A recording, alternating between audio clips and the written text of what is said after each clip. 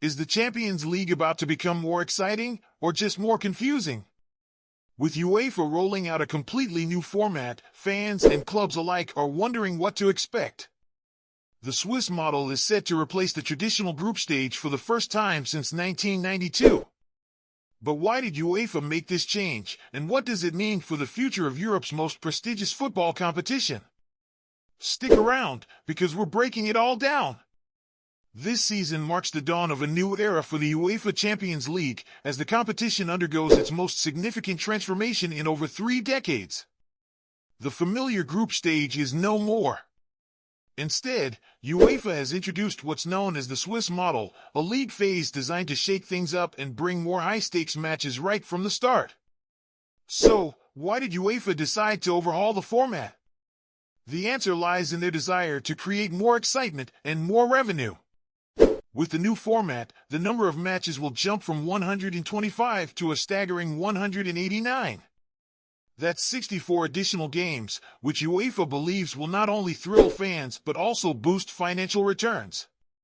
According to Giorgio Marchetti, UEFA's Vice Secretary General, the Champions League's revenue is expected to soar, reaching up to £4.1 billion in the coming seasons.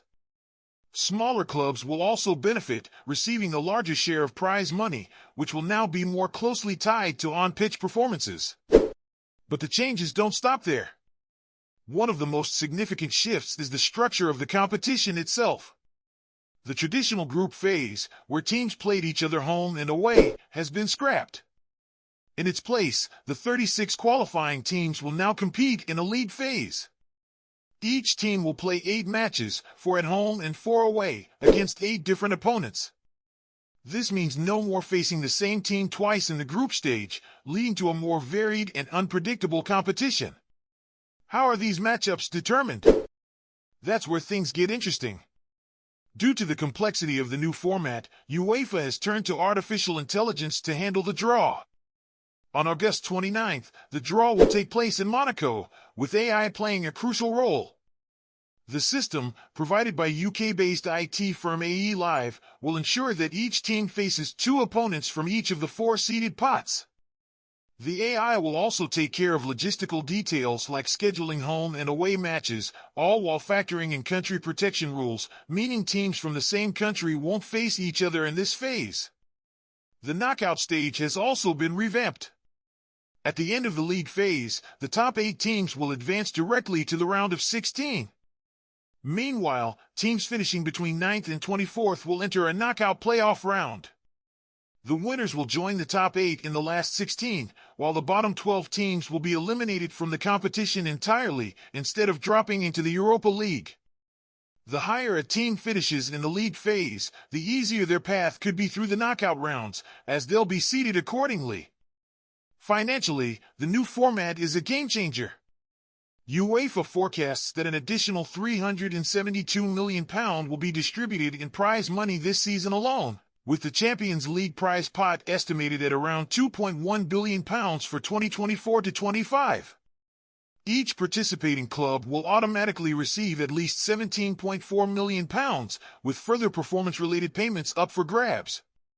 For clubs like Manchester City, who earned around £110 million from their 2022-23 title win, these changes promise even greater rewards.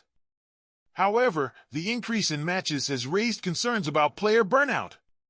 With up to 36 competitive games possible by the end of January, including up to 17 European matches for teams reaching the final, there's growing worry that players could be pushed to their limits. The PFA has even hinted at possible strike action due to the increased workload. Yet, some experts argue that there isn't enough evidence to prove that more games will lead to higher injury risks. UEFA, meanwhile, is moving forward with its plans, confident that the new format will be a success. Finally, let's talk about what this means for the broader European football landscape. The new format could allow for up to 7 English teams to qualify for the Champions League in future seasons, depending on performance and association coefficients. This could dramatically shift the balance of power in European football, offering more opportunities for top clubs from the strongest leagues. As for where you can catch all the action, UK viewers will have plenty of options. TNT Sport, Prime Video, and the BBC have secured rights through 2027, with TNT Sport airing the majority of live matches.